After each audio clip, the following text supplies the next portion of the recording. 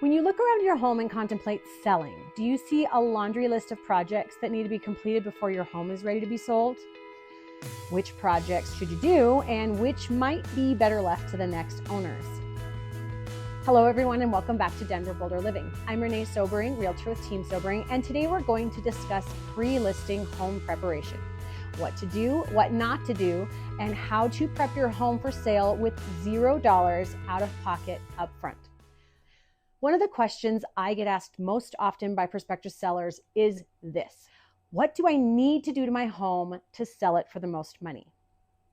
To sell a home for top dollar, you must do these 5 things. Number 1, decluttering and depersonalization. We are not talking about a gentle spring cleaning here. We are talking about creating a blank slate so that buyers can see themselves living in the home. Remove and store all personalized photos and artwork. Remove and store excess furniture, and remove, store, and or organize all objects on horizontal surfaces. Counters, shelves, tables, vanity tops, dressers, and nightstands should all be free of clutter. Pack up and store the unused items in a garage, in a storage unit, or maybe even one of those pod-style moving containers, although they do not have the best effect on curb appeal. Buyers can forgive a garage full of moving boxes, but they cannot forget a cluttered home. Number 2, renovating and or refreshing outdated finishes in your home. This is the big one.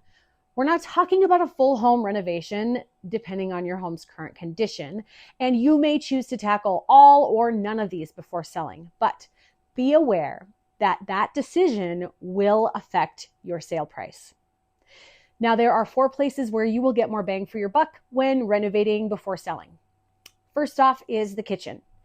This doesn't necessarily mean ripping out your old cabinets and counters and starting from scratch. Depending on the condition of your cabinets, a good cabinet paint job can go a long ways. Add new counters and updated appliances, and it can seem like a brand new kitchen for a fraction of the cost. For some kitchens, changing out an outdated backsplash is all it takes. Second is the bathrooms. Again, depending on the situation, this may or may not mean tearing out your current shower or tub. There are so many companies that refinish tubs and showers these days. You can get a brand new looking tub or shower in one day for half the cost of replacement. A bit of new flooring, an updated vanity, maybe a new light fixture, and you have yourself an updated bathroom. The third is fresh looking paint with a neutral color palette. If you already have a neutral color on your walls and you have extra paint in the basement that matches your current walls, bring it out and freshen things up. Make sure it really does match before you start though. Both color and sheen, trust me on this. Make sure to touch up your trim paint as well. Fresh paint on the walls will do you absolutely no good if your trim is dingy and dinged up.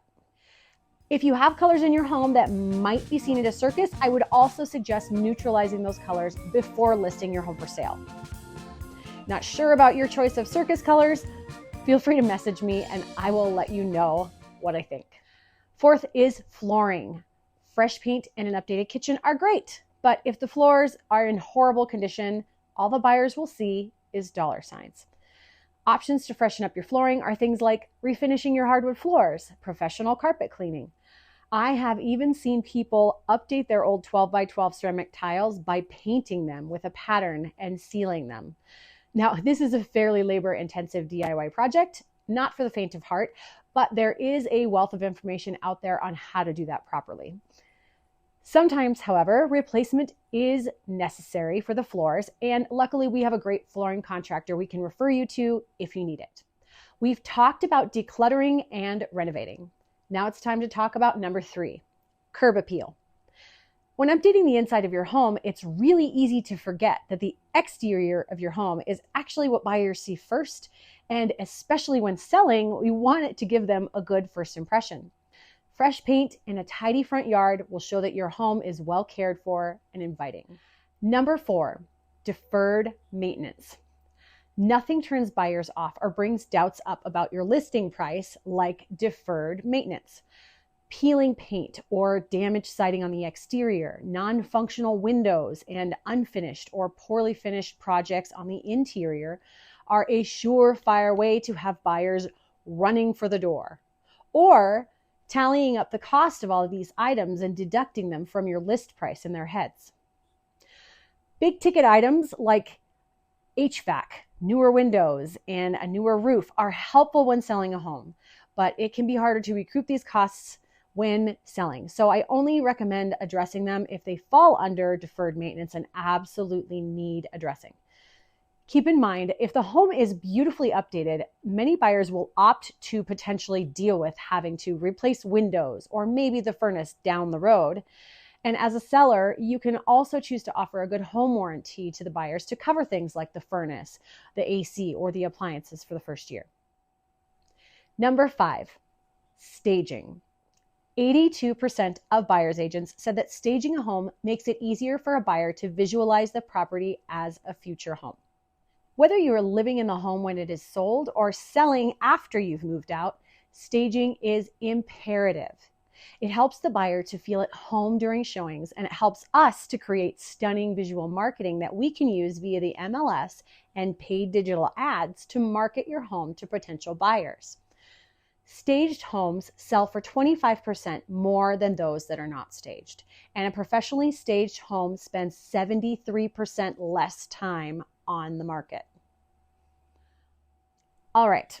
We've discussed the 5 things you should do to prepare your home for the market, and it may seem a bit overwhelming, but bear with me. Let's talk about my hypothetical client, Betty. Betty wants to sell her home, but she knows that she needs to do some updating for it to look good in photos and on showings. Betty calls multiple contractors for various jobs and only hears back from a handful.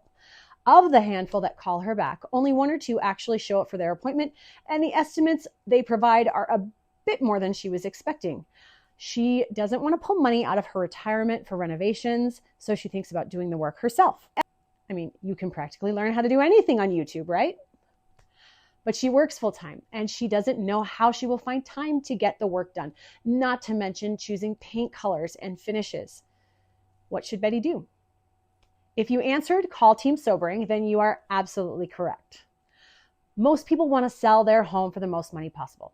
Most people also agree that in order for a home to sell quickly and for the most money, it needs to be clean, beautifully updated, and staged if at all possible. Now, there are 3 reasons people don't update their homes before selling. Number 1 is money. They don't have the money. Perhaps they have plenty of equity in their home or money in a retirement account, but they don't have $5,000, $10,000, $50,000, $100,000 in cash just lying around to spend on renovations. And this is a big one. They don't want the tax implications of pulling money out of their retirement just to get their home ready to sell. Number 2 is time. They don't have the time. They work full time. They have kids. They've got other obligations.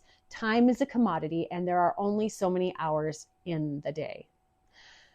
Number 3 is energy. They don't have the energy. They know how to do the work. They just don't want to. They want to relax at the end of the day, not deal with drywall mud. And honestly, who can blame them? So why call us? Why call Team Sobering? What can we do about this? Are we going to twist your arm to get you to pony up the money for renovations or beg you to dig into the drywall after work? Nope. What if I told you you could have a contractor that would show up, pick all the design finishes, and do amazing work for your pre-listing renovation, and you wouldn't have to pay them a dime until closing? Sounds too good to be true, doesn't it? Well, it's not. We work with multiple companies that provide this type of service, saving our sellers time, energy, and stress in the pre-listing process. So if you are considering selling your home, contact us. We can connect you with the professionals that you need to get your home in tip-top shape.